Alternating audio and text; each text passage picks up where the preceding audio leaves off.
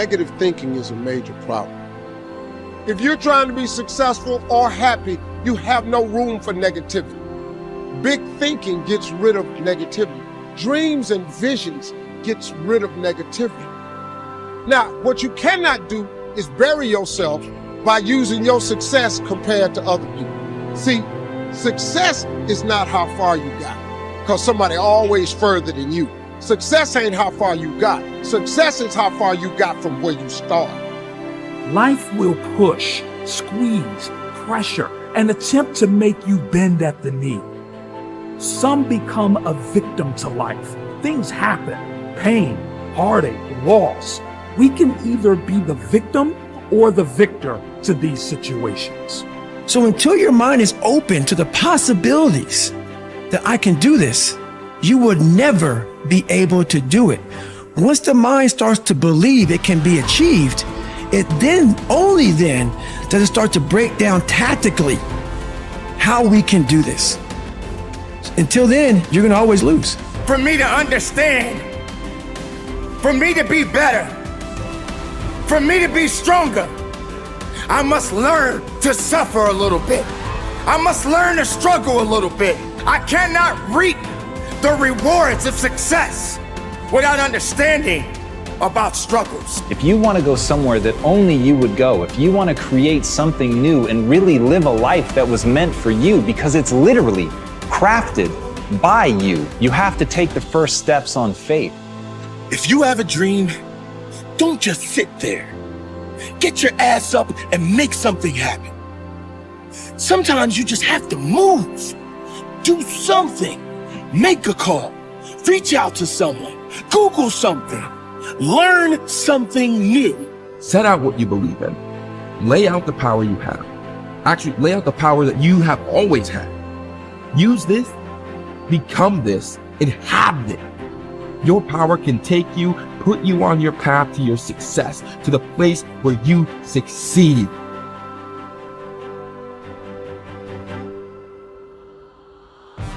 You have, and you always will have this potential to improve, this potential to adapt, and this potential to change. This is what you've been working for. Go on and receive that. Trying to get insight and see life as a puzzle, and your goal in life is to seek the adventures that piece the puzzle together. Who are you? You're the thing that transforms who you are. Now, you're also who you are, but on top of that, you're the thing that transforms who you are. You are the thing that is, and you're the thing that becomes. And you should put the thing that becomes at a higher place than the thing that is. That means you also have to allow yourself to shake off those things about you that you might be pathologically attached to, habits and people, for that matter, ways of thinking, all of those things. You have to allow yourself to shake those off, and that's more like a burning. That's why the phoenix is the symbol that it is, right? It's old and it deteriorates, it bursts into flame, and then it's reborn. It's like, well, do you want to be reborn? It's like, it's not the question. The question is, do you want to burst into flame? And the answer to that generally is no, but that's the wrong answer. The right answer is you let all that nonsense burn away. And you know, and you might say, well, I don't know what I should leave behind. And the answer to that is, that's a lie. You know some of the things that you should leave behind. All you have to do is ask yourself. You'll come up with a list instantly of 100 stupid things that you're doing that you know you could stop doing. Some of them maybe you don't know you could stop doing. It's like, well, fine, leave those alone for now. But there's a bunch of things you perfectly know well that you could stop doing that would improve your life. And so do that, see what happens. That's a good idea. What's really interesting is self-value, real self-worth comes from doing hard things. We keep talking about self-love. We keep talking about loving yourself, believing in yourself. That happens naturally when you go through something difficult. Everyone who's listening right now, I guarantee you, has been through something difficult. Maybe they lost a friend. Maybe they've been through cancer.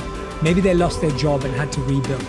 Maybe they completely got destroyed during the pandemic and had to figure everything out with their health. The point is, we've all done hard things. And self-worth and self-value comes from recognizing the hardship you've been through and the growth that you made during that time. Now, if you're someone who's listening and saying, Jay, well, I'm not sure I've been through anything that challenging, well, that's your challenge. Go and figure out what it is that you want to do that's hard. Is it developing a new skill? Is it getting a qualification? Is it starting that business or dream that you've always wanted to do? What's that difficult thing you're going to do on your own, with your friends, with the support of whoever's around you, but not with the crutch or the handicap of a partner? What are you going to build as a skill, as a tool, as a value yourself that's going to make you say, I've done something? And that's the beginning of it. The beginning is, I've done something and I did that and I can do that.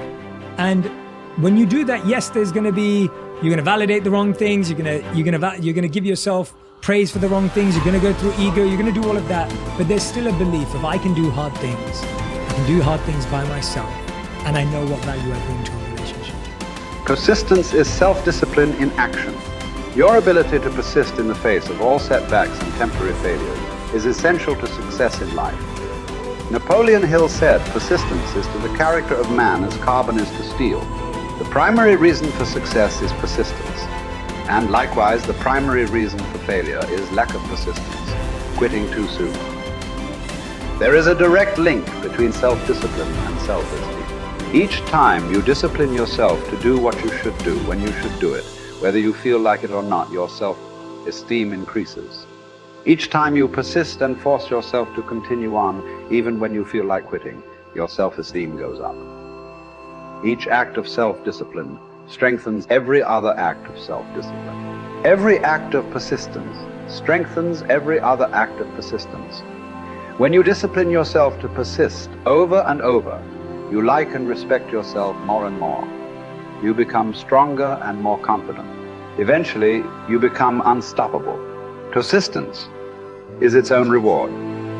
Every time you force yourself to persist on a task, whether it is large or small, you feel happier and better about yourself.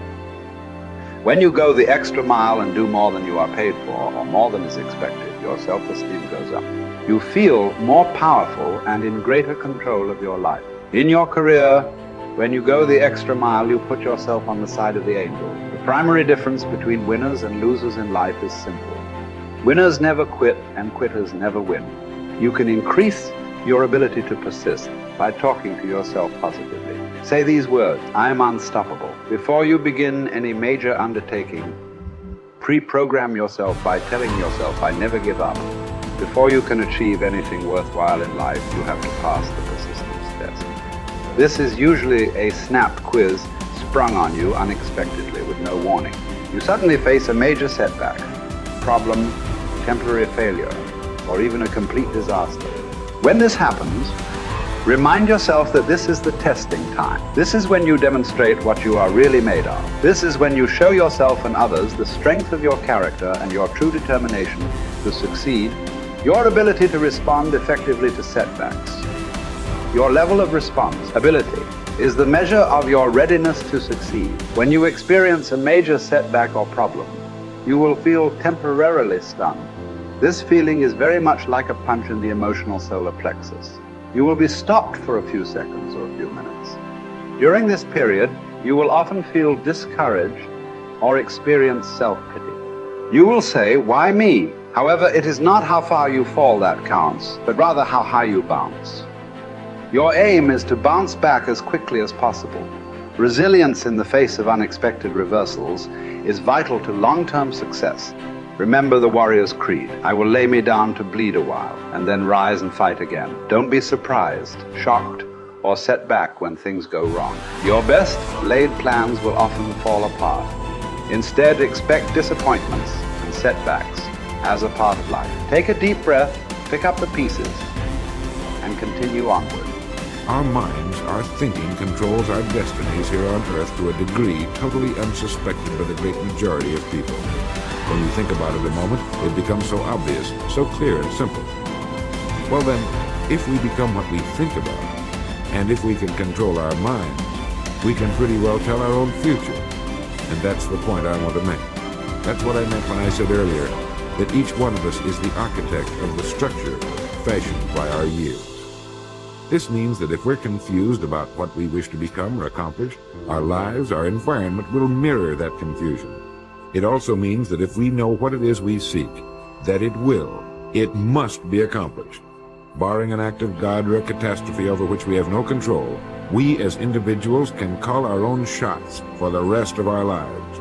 We can know what it means to go through life from one success to another, to play life according to the rules and reap the rewards. We can know what it means to have peace of mind and live calm, cheerful, successful lives. You are at this moment the sum total of your thoughts to this point, for there is nothing else you can be. And 5 years from now, you can be and have anything you set your entire mind and heart upon.